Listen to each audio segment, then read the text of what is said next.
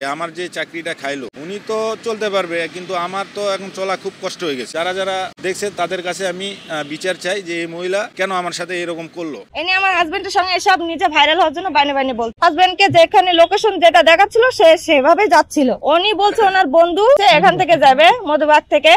আমার হাজবেন্ড বলছে আপু আপনি লোকেশনটা অ্যাড করতে বলেন। নিজম রুবিনা বলছে না লোকেশন অ্যাড করা যাবে না। আমার হাজবেন্ড বলছে লোকেশন যদি অ্যাড করা না যায় তাহলে এভাবে উবারে তো দেখাচ্ছে যাওয়ার নিয়ম না, আমি এভাবে যেতে পারবো না। এটা এতে ওনার আসলে একটা রাগ যে সামান্য একটা ড্রাইভার হয়ে আমাকে এভাবে নামিয়ে দিল। এজন্য উনি আমার স্বামীর বিরুদ্ধে এইসব মিথ্যা ছড়াচ্ছে। আমার হাজবেন্ডের উদ্দেশ্য থাকলে তো ওনাকে নামাই দিত না। আপনারা সিসি ক্যামেরা চেক করেন, সিসি ক্যামেরা ওখানে তো আছে, সিসি ক্যামেরা চেক করলেই তো জানতে পাবেন আসলে সেদিন ঘটনাটা কি হয়েছিল। কিডন্যাপ করার উদ্দেশ্য থাকলে কেন তিনি এই করবে? তার বক্সে তাহলে স্প্রে থাকতো, স্প্রে মারেই দিত, ওনাকে যাওয়ার তো সুযোগ দিত না। আর উনি তো তাহলে গাড়ির জানলাটা লক করে রাখতো, খুলে লক করে রাখতো না। রবিবার 26 তারিখে আমার হাজবেন্ডকে ডাকা হয়। আমার হাজবেন্ড যদি অপরাধী হয়ে থাকতো তিনি তো পালাই যেতেন, তিনি তো পালায়নি। কেন পালাবে? তিনি তো অপরাধ করি। ড্রাইভার পালাই গেলে কিন্তু আরো বেশি দিন তাকে খুঁজে বের করতে হতো, কিন্তু ড্রাইভারকে যখন কল করা হয়েছে হাতিরঝিল থানায় উনি উপস্থিত হয়েছেন। উপস্থিত হওয়ার পরে যিনি ডিউটি অফিসার ছিলেন অথবা এই কেসের যিনি আইউ ছিলেন এই ড্রাইভারের ফোনটা কি চেক করছেন যে আপনি অ্যাপে কত ঘন্টা ছিলেন,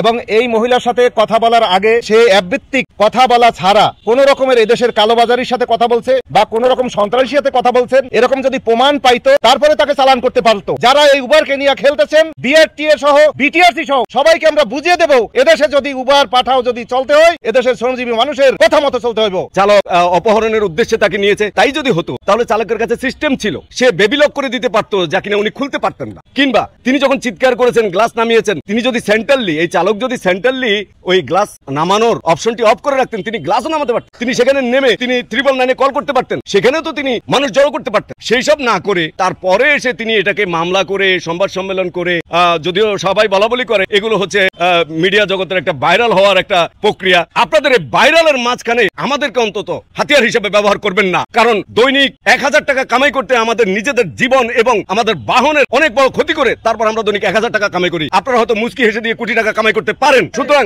আপনারা অন্তত আমাদেরকে নিয়ে খেলবেন না। শক্ত হাতগুলো যখন বর্জ্য মুষ্টি হয়ে উপর দিকে উঠবে তখন কেউ ছাড়া পাবে না। খুবই কষ্টের সাথে বলতে হচ্ছে আমাদের রকি ভাইয়ের সহধর্মিনী তিনি আমাদের সাথে আছেন, তার একটি বাচ্চা যিনি 8 বছর যাবৎ সংসার করতেছেন তিনি আছেন, এবং একই সাথে যে গাড়িটি তিনি চালান সেই গাড়িটি চালাচ্ছেন দীর্ঘ 5 বছর যাবৎ। অ্যাপসেও তিনি দীর্ঘদিন যাবৎ চালাচ্ছিলেন গাড়িটি। তাকে অনেকগুলো লিগেল ডকুমেন্ট দিয়ে তারপরে অ্যাপ ভিত্তিক এই রাইড সার্ভিসে তাকে যুক্ত হতে হয়। 50% যাত্রীরাই জানে না যে একই সাথে 3টা স্টপেজ দেওয়া যায়। এর বাহিরে যখন একজন চালকের কাছে যখন এক্সট্রা ফ্যাসিলিটি চায় তখন অনেক ক্ষেত্রেই আমাদের প্রতিনিয়ত এই ধরনের সমস্যার সম্মুখীন হতে হয়।